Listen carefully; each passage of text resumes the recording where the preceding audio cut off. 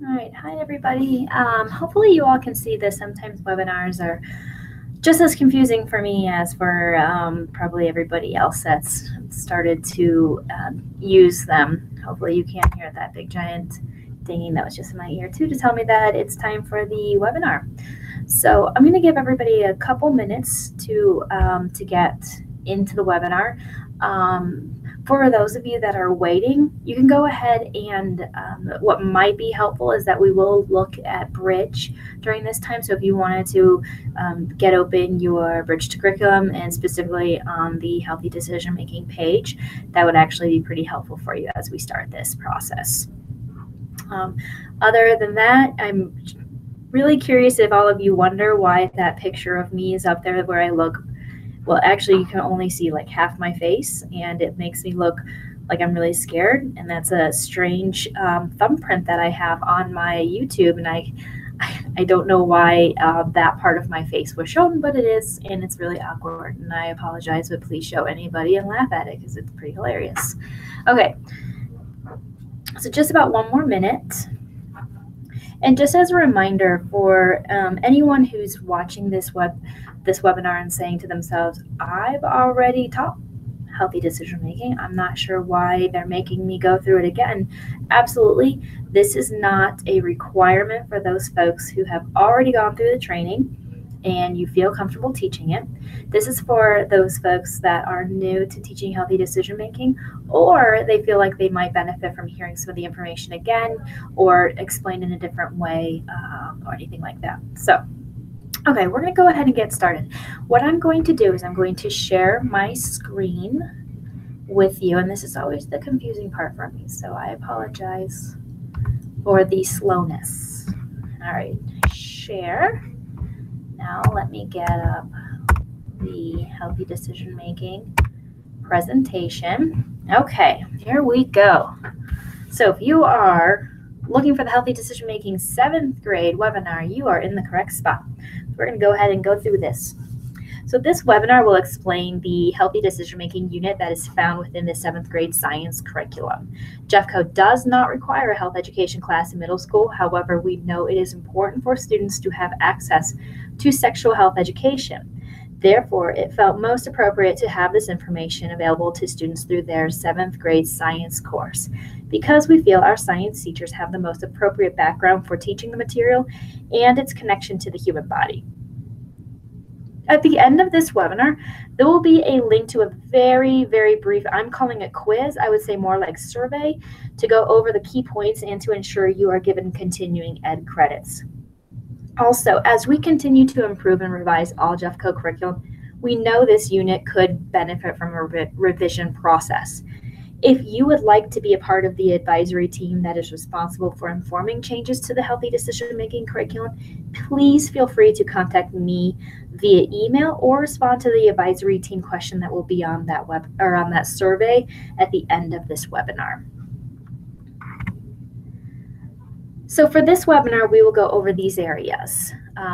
This is our agenda, so we're going to go over the what, the why, and the how, creating that classroom culture piece, the curriculum dive, getting into specificities of the curriculum, answering difficult questions students may have, and then finally that communication piece with the families. So one reason why we teach sexual health education is based on important statistics we have about our young people. According to the Healthy Kids Colorado survey, 20% of our 15 and younger population have reported having sexual intercourse at some point in their life. That is 1 out of 5 teenagers. Also nationwide, 1 in 3 14 to 20-year-olds have been involved in dating violence. You can also see the other statistics that provide relevance for this topic. Here are specific Jefferson County Public Health statistics. Probably the most staggering is the first bullet. 16 of 1,000 live births in Jeffco are to teen moms. So the other reasons why we teach sexual health education includes that we are a neighborhood district, which means we teach all academic standards. We know that our reproductive health standards are found within science standards, and our sexual health and alcohol, tobacco, and other drugs and decision-making standards are found within comprehensive health education standards. Colorado also has 2 state laws to support the teaching of sexual health education, and I'll get into that in the next slide. Also, we know that providing sexual health education and alcohol, tobacco, and other drug education to our students can delay the onset of sexual behavior and substance use and decrease risky behavior young people may partake in. So the 2 laws that support the teaching of sexual health education in Colorado include HB 1292 and HB 1290. Oh my goodness, I made a typo. So the first one is HB 1292. The second one is HB 1081, and I'll make that change after this webinar. So HB 1292 is an if-then law, which means that if a school or district is going to teach sexual health education, then it must address the following areas and topics at an age-appropriate understanding. So that's the one on the left here. And then the one on the right is HB 1081. HB 1081 further defines the definitions and guidelines provided from HB 1292. These include age-appropriate, comprehensive, culturally sensitive, evidence-based, positive youth development, and sexual abstinence. States get to pick how they want to approach abstinence. Some states are completely comprehensive, meaning they introduce birth control options with students as soon as they begin discussing discussing sexual health. Some states are abstinence only, meaning they do not introduce any birth control options. And other states like Colorado are abstinence first, meaning they emphasize that abstinence is the only true way to protect yourself from unplanned pregnancies and STIs. However, at an age-appropriate level is also when contraceptives are discussed with students. In Jeffco, we feel like that is appropriate in 7th grade and high school, but not in 5th grade. This is also the law that requires parents and guardians be informed that sexual health education will be taught and have the opportunity to opt their student out. In Jeffco, 5th grade parents and guardians are required to complete a permission slip. In 7th grade and high school, parents just have to be informed. So sexual health education in Jeffco begins in 5th grade through the unit Growing and Changing. This is an introductory unit for students to receive information of the following areas: puberty, fertilization, fetal development and birth, responsibilities of young adulthood, and decision making. In 7th grade, the areas you will cover include decision making, healthy communication, healthy and unhealthy relationships, alcohol, tobacco, and other drugs, or what we health educators refer to as ATOD, also abstinence and birth control options, and STI and HIV information as well, or education. And then finally, in high school biology, the content includes the further understanding of the reproductive system, really how it focuses on homeostasis and those body system connections, pregnancy, relationship, sexual violence prevention, abstinence and birth control methods, STI risk and transmission, and finally, digital communication and safety. So there are 3 considerations to be aware of when you are teaching sexual health education. The first is to focus on clear health goals and outcomes you want to have for your students. An example of this would be that one of your goals is to teach students how to prevent unplanned pregnancies. The next consideration is to provide information and activities that are age appropriate.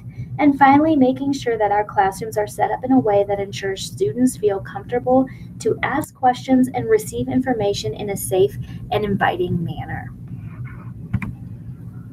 So you all are experts at creating the classroom culture for your students. However, there are some things we wanted to highlight. The most important consideration is to set expectations for both yourself and your students. This means it is clear for students what they can expect from you, including the questions you will answer and how you will address inappropriate situations, language, and disrespect, and what you expect from them, including how they treat each other during their class. Each school, classroom, and student population is different, and therefore the information they seek may be different. It is important that you assess the general student need ahead of time. For example, if you are at a school that has a high rate of dating violence or sexual assault, it might be important to address sexual assault at a higher level than another school would. You may end up working a lot with your school resource officer and school social worker to address student information and concerns. Next, ensure that each student feels seen and welcome. This also aligns with the importance of setting expectations with your students. We always encourage our fifth grade teachers and high school teachers to create classroom norms with their students. At a middle school level, this could look a little different. This might include establishing communication respect norms like step up and step back for the students who like to answer questions or provide information, or also having a norm about challenge by choice, which means students do not have to participate in any conversation or activity if it makes them feel uncomfortable. And finally, because this is still science, we want to still establish academic rigor. Much of this will be in using scientific terminology and not slang, and speaking in terms of scientific understanding. So, I'm sorry, you probably hear that phone call. My bad. So the next slide we're going to go, or the next part of this webinar, we're going to go over the curriculum in more details.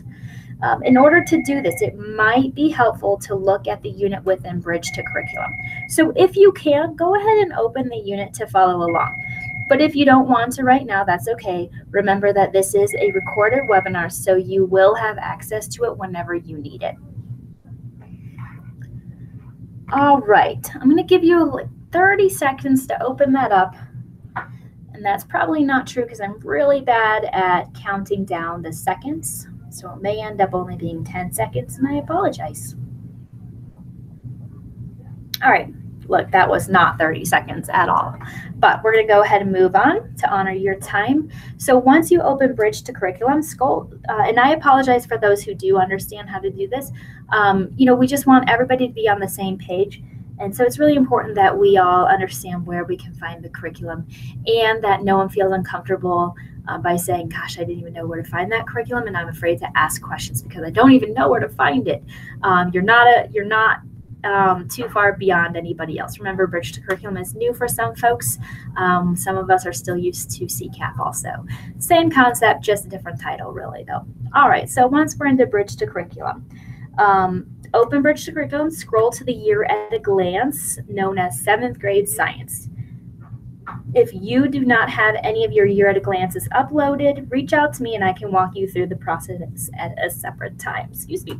Once you find your science year at a glance, click on the unit Health and Decision Making.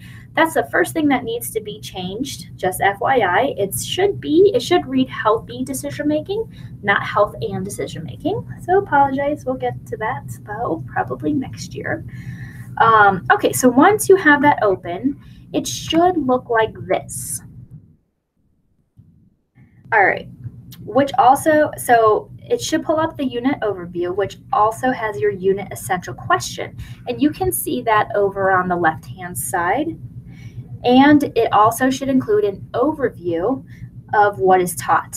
On the right-hand side of the document, you will also see the list of standards that are addressed. For this unit, the essential question is, how do I make informed choices about my body and relationships through a decision-making model? Always keep this as the focus throughout the unit. Our main goal within all health education for students is to teach them how to advocate for themselves and others. And during this unit, that is exactly what we hope they will gain. So to access all of the resources within this unit, click on the tab labeled Resources, and it's right there. So it should, once you click on Resources, it'll look like this. All right, this will take you to the resource page. You'll notice on the right-hand side of the document is where you will access all of the daily lesson plans and support materials. I would encourage you to explore each of the lessons before beginning in order for you to not only have a better understanding, but also to figure out areas that you feel need to be emphasized for you students and how you can plan for that. The next few slides will go over the overview of each of the daily lessons. Okay, so on day 1 through 3, The purpose is for everyone in the class to begin to feel comfortable about what will be taught. This is when you can establish the classroom norms and ground rules. Some of the ground rules I have used include having a clear understanding of what respect means when learning about sexual health. This can include respectful dialogue and communication, appropriate and inappropriate behavior and language, and ensuring students have the choice to participate and not participate. If you do have a student who chooses to not participate, it is important that they are provided with an alternative activity. In the past, I've allowed students to work in the library and do an in-depth research project about a disease or medical condition that affects the human body system. Sometimes what's nice for this is that I'll even have them think of some illness or disease that affects either them or a family member or a friend, and have them link it to a particular organ system or just body system in general. And then that way it gives them a better relationship as to why they're learning, or a purpose for the learning as well. So back to the communication slides. So within the communication lesson plan, you will also have a case study called The Story of Logan that helps to establish the types of communication situations students have experienced. They may have similar scenarios that have happened to them or with them, and this might create a great dialogue in your classroom to help students feel more comfortable about what they will be learning.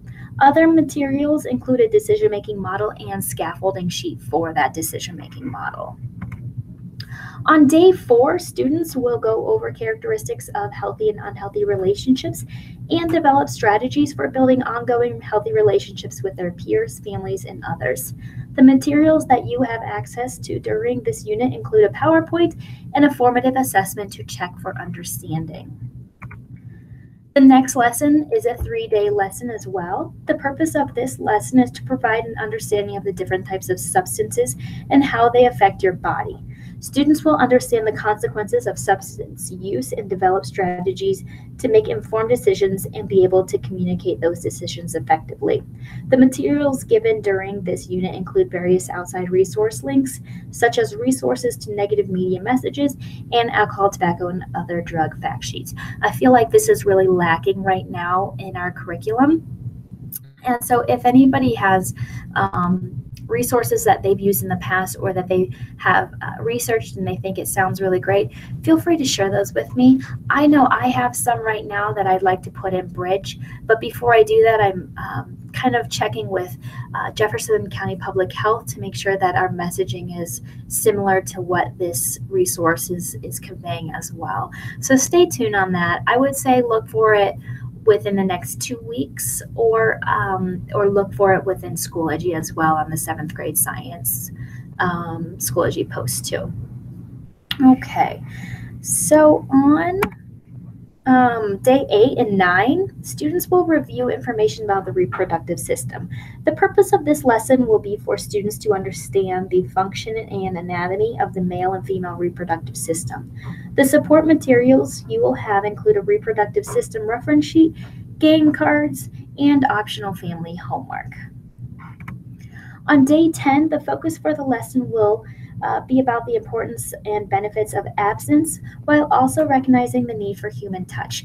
I would say that the language within just the overview is kind of funny, touch and abstinence, but we have to remember what this is trying to convey to students is that touch is a basic human need, and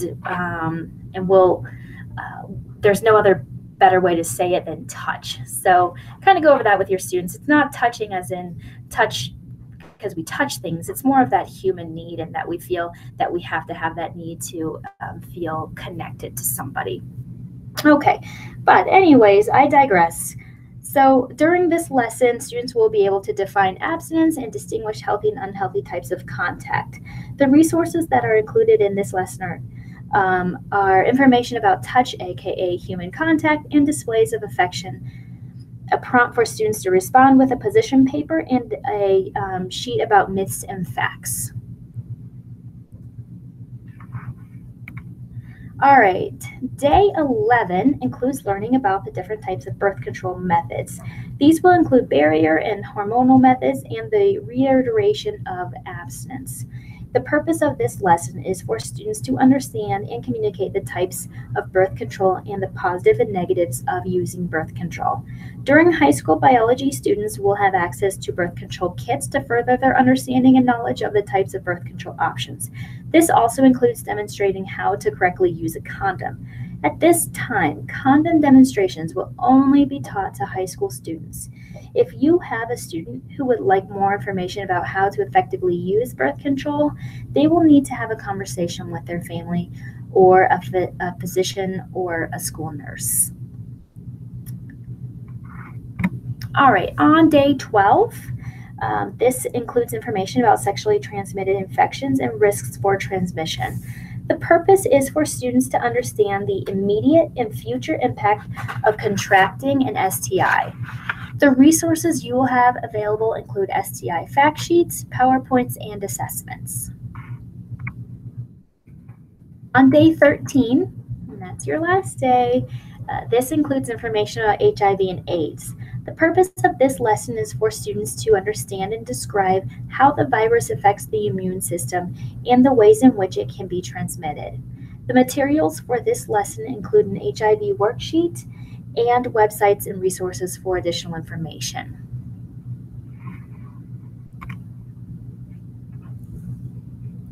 So these next few slides will introduce key concepts around teaching sexual health education.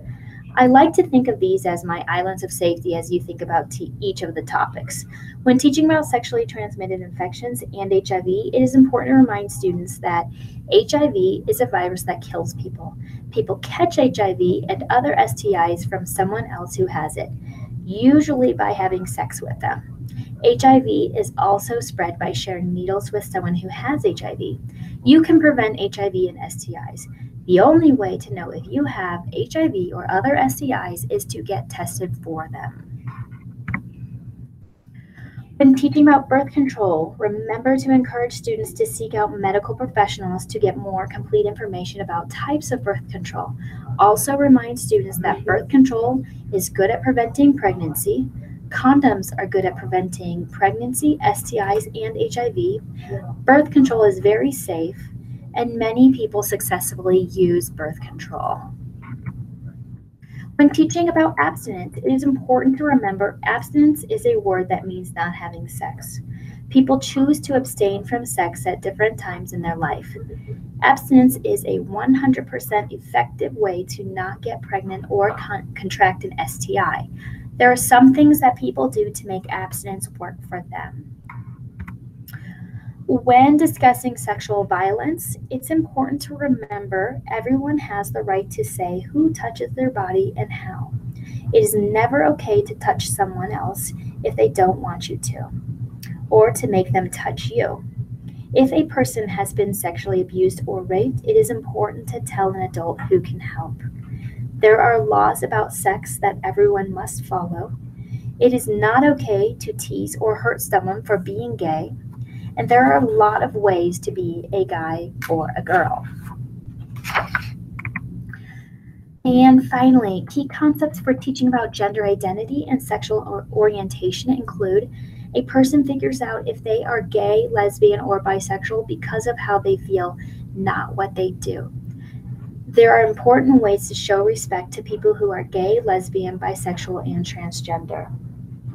Gay, lesbian, bisexual, and transgender teens, like other young people, need to learn about birth control and STI prevention.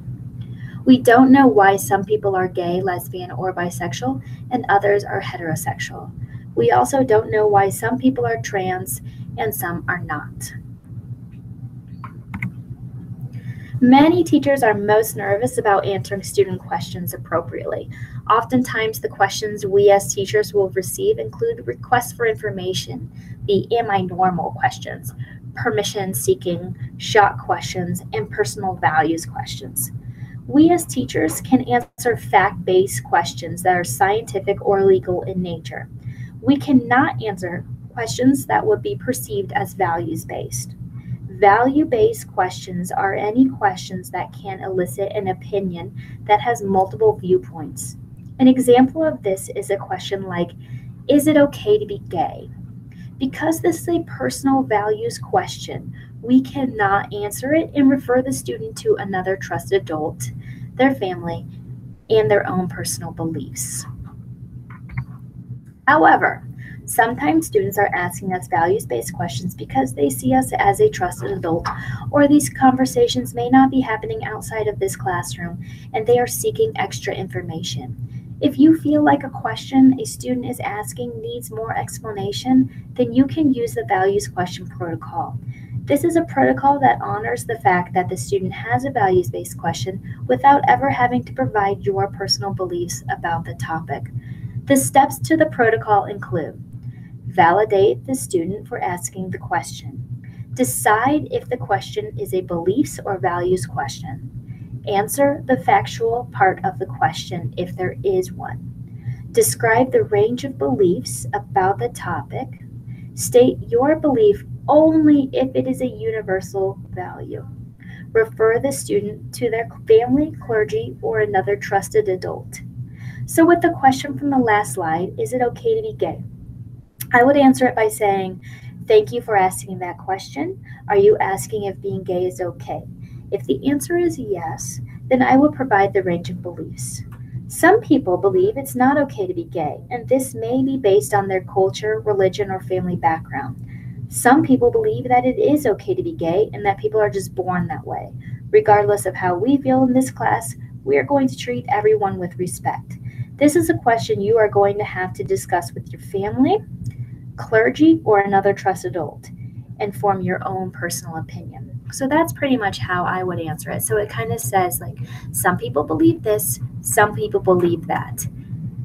And then it really brings it back to, you need to go ask your family or another person. So you gave the various spectrum of what people believe without ever revealing how your personal values are inflicted in that conversation.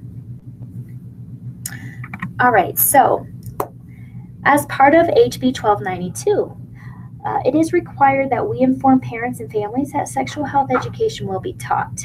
This allows parents or students to opt out of all of the curriculum or part of the curriculum.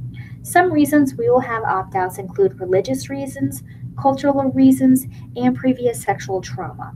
Permission slips are not required in high school or middle school. However, it is important to find a way to discuss this information with families or students who have concerns. Some ways that I know that this has happened is that if you have email addresses of all your students' families, and that's how you correspond with them, that is completely fine to let them know, hey, FYI, this is coming up.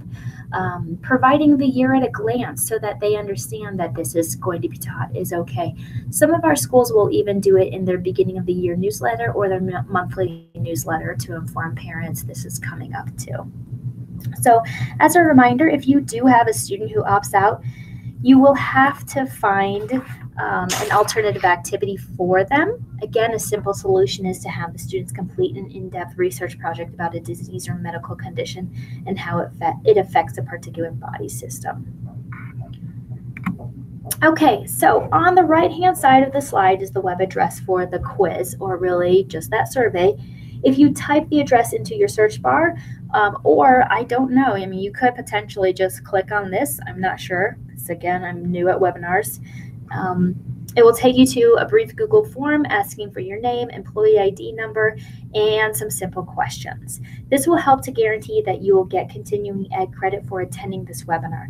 Thank you for attending this webinar. If you have any questions, comments, or concerns, please feel free to reach out to me. And I'm going to also show you what the form looks like so that it's not real scary for y'all.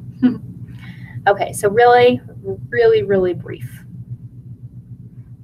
All right, let me go back to stop or not sharing my slides with you.